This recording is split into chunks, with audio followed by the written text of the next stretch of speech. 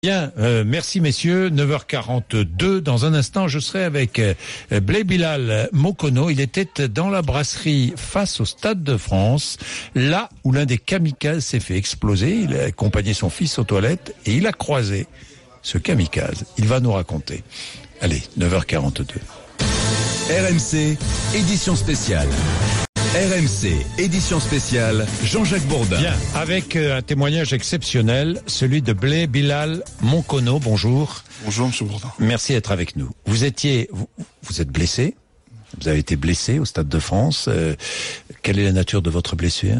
Alors, clavicule déplacée qu'on m'a remise. Oui. Une perte de la surdité de l'oreille gauche. Oui. Un enflement au niveau de l'oreille. Et au niveau de l'œil gauche, je vois un voile flou. Et l'œil droit fonctionne, mais j'ai les vaisseaux éclatés d'après l'examen des médecins. C'était vendredi soir. Vendredi soir. Le match avait commencé. Vous arriviez 3 minutes avant le match. 3 minutes avant le match. J'étais avec votre fils, je crois. J'étais avec mon fils et avec Rachid Temal, qui est un ami avec lequel nous étions sur place. Bon, vous étiez sur place pour aller voir le match. Ouais. Et là, que se passe-t-il? Alors quand on arrive, en réalité, nous on aurait pu rentrer directement au match, mais comme vous le savez, il faut une accréditation pour faire entrer les véhicules. Donc mon véhicule perso, je pouvais pas mettre d'accréditation, donc j'étais me garer au plus loin. Donc du coup, ça nous a poussé à rentrer par les contre-allées, par la porte D, en face de la porte D. Donc nous ne sommes pas rentrés. Rachid, lui, n'allait pas au Stade de France. Lui, il allait pour aller rejoindre ses amis. Donc il souhaitait que je le dépose en même temps en allant au Stade de France. Et mon fils, c'était le plaisir de le faire voir le Stade de France qu'il ne connaissait pas. Ouais. Et à ce moment-là, on arrive sur le stand.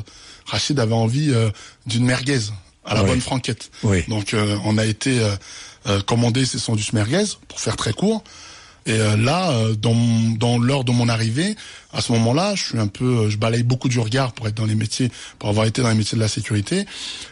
J'ai vu une personne se balader avec un espèce de sac à dos, qui donnait pas l'impression du touriste. Oui. Qui donnait, il était juste 2-3 minutes avant le début du match, là. Il était, 2-3 minutes avant le début du match. Au moment où on arrivait à 20h50. Oui, le match commençait à 21h. Alors, le match a commencé à 21h. Oui. Et nous, après, on a raté le début du match, parce que c'était aussi le but. On a raté le début du match pour manger le sandwich et attendre que tout le monde rentre, après on rentrait après, quoi. Donc, Bon, d'accord. Donc là, vous croisez le regard de cet homme. Non, je croise le regard. Il y a plus grand monde autour du stade à ce moment-là. Autour du stade, il y avait pratiquement personne, en fait. Oui. Et là, vous croisez le regard de cet homme. Et là, cet homme vous intrigue. La première fois, cet homme était dans mon dos. Il était dans votre dos. Il passait dans notre dos à Rachid et à moi. C'est quand j'ai d'abord été aux toilettes. De la brasserie. Je suis rentré dans les toilettes de la brasserie, j'ai croisé un deuxième individu. Et ce monsieur que je croise dans les toilettes était barbu, mince du visage creusé, un nez fin, cheveux noirs, mais il faisait maghrébin, pas tout à fait maghrébin, il faisait plutôt Moyen-Orient. Donc c'était, et il était transpirant. Et ça m'a frappé. Un mec transpirant, appuyé comme ça, regardant la glace, c'est une image qui m'est revenue. Et il était où? Il était dans les toilettes. Appuyé. Dans les toilettes, on s'est vu. Donc je pense qu'il a dû me prendre pour un vigile parce que j'étais habillé en costume cravate. Donc il a dû me prendre pour un vigile. J'ai dû peut-être aussi susciter de leur part une attente. Donc il est sorti des toilettes. Je suis sorti après des toilettes. Quand je suis sorti, moi, à mon tour, j'ai ouvert la porte et j'ai dit à mon fils, Ryan, tu peux aller aux toilettes maintenant. Lui qui voulait aller au départ avec moi aux toilettes. Donc, Ryan rentre dans la brasserie, je sors, et là, je recroise le monsieur que j'avais croisé qui passait derrière nous.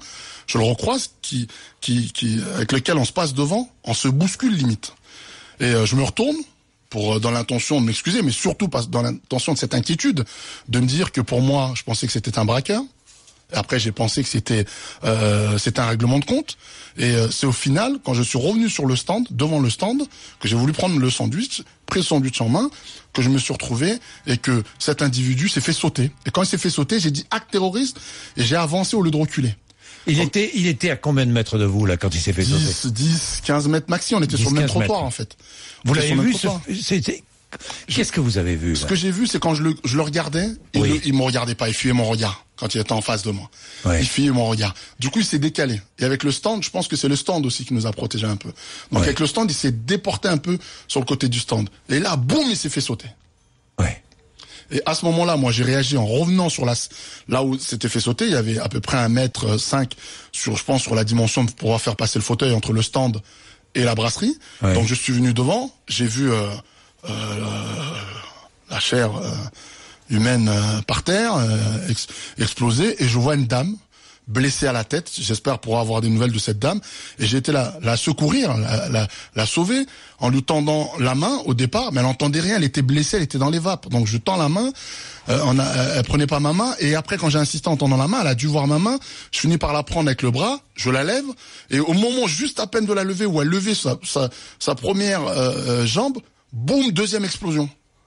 Deuxième terroriste de l'autre côté avec une dame que je vois valser. C'est l'autre individu qui s'était fait sauter. Donc on se retrouve après avec cette dame que je confie aux forces de police, au CRS, à qui je porte un hommage, les services de secours qui nous ont pris en main. Ça a été quand même quelque chose d'exceptionnel. Oui. Mais la première démarche qui était la mienne, après avoir secouru cette dame, c'est de revenir dans la brasserie. Parce que je cherchais mon fils. Eh oui. Votre fils qui était aux toilettes. Qui était aux toilettes. Donc je reviens dans la brasserie. Le CRS me dit, vous y retournez pas. Faut qu'on fasse un périmètre de sécurité. Et je dis au CRS, non, j'y retourne. Il y a mon fils à l'intérieur. Et en rentrant à l'intérieur, je cherche mon fils. Ryan, c'est papa. Ryan, tu es où? Je rentre dans les toilettes. Pas mon fils. Donc je me dis, faut que je revienne sur les pas. Donc je reviens sur les pas, mais je reviens revoir les corps, en fait. Je reviens voir les corps pour voir si mon fils, ses vêtements ne sont pas, je les retrouve pas là. Et à ce moment-là, il y a un gendarme qui vient en même temps. Et le gendarme me fait, oh merde! Et moi je regarde, mon fils! Je vous assure, monsieur Bourdin, que, à cet instant-là, j'ai pensé à deux choses. Je me suis dit, je me sentais impuissant. J'ai pas pu secourir les gens. Et j'ai pas pu sauver mon fils. Et quand je me suis retrouvé après avec les CRS sur le côté, que je leur ai dit, mon fils, qu'ils m'ont présenté mon fils, j'ai vu mon fils Ryan qui venait d'appeler son frère, les larmes aux yeux. J'ai eu l'impression que le fils devenait le père et le père devenait le fils. Et je l'ai confié à ce moment-là à une dame qui m'a vu une fois dans ma vie dans une visite. Et cette dame m'a dit, mais je vous connais, oui, mais je savais pas tout à fait qui c'était. Et je lui dis, est-ce que je peux vous confier mon garçon pour continuer à intervenir? Donc j'ai confié mon garçon à cette dame qui habite au Stade de France dans les bâtiments, et moi j'étais porté secours et aidé la CRS à évacuer les gens. Est-ce que vous pensez que ces terroristes ont essayé d'entrer au Stade de France? Pour moi, je suis convaincu. Leur objectif, c'était de rentrer au stade. Après toute cette vision, de voir toute cette vision, leur objectif, c'était naturellement, oui, de rentrer dans le stade. Et comment était-il? Pouvez-nous les décrire? Alors il y avait l'individu des toilettes avec la barbe, les yeux ronds, visage creusé, mat de peau, plutôt type du Moyen-Orient, quoi. Mais vraiment, type du Moyen-Orient. Et c'est ce que j'avais dit dans l'audition aux forces de police. Parce que c'est ce que j'avais vu. Et il y en avait un qui était blanc, mais pas gaulois, en fait. Blanc, petite barbe de 3 jours, mal rasée, et le visage inquiétant, anxieux. Ils n'ont pas dit un mot. Pas un mot. Ils n'ont pas parlé, ils ne sont pas exprimés, rien. Pas de cri, rien du tout. Rien du tout. Et donc quand on s'est retrouvé après dans la vision, quand je suis revenu sur la situation, mon fils, Rachid et moi-même avons vu aussi une personne sur le trottoir. Ouais. Et cette personne sur le trottoir faisait semblant d'être alcoolisée. Mon fils, il me dit, papa, tu vois, il disait à Rachid et moi, vous avez vu, il fait semblant d'être bourré, le monsieur. Quand on est arrivé, j'ai dit, mais non, il n'est pas bourré. Et après, on l'a vu marcher normalement. Ouais. Droit, normalement. Et quand l'explosion a eu lieu, c'est la seule personne qu'on a pu revu. Et j'ai regardé quand les CRS sont évacués de gauche et droite, cette personne-là, on l'a pas revue.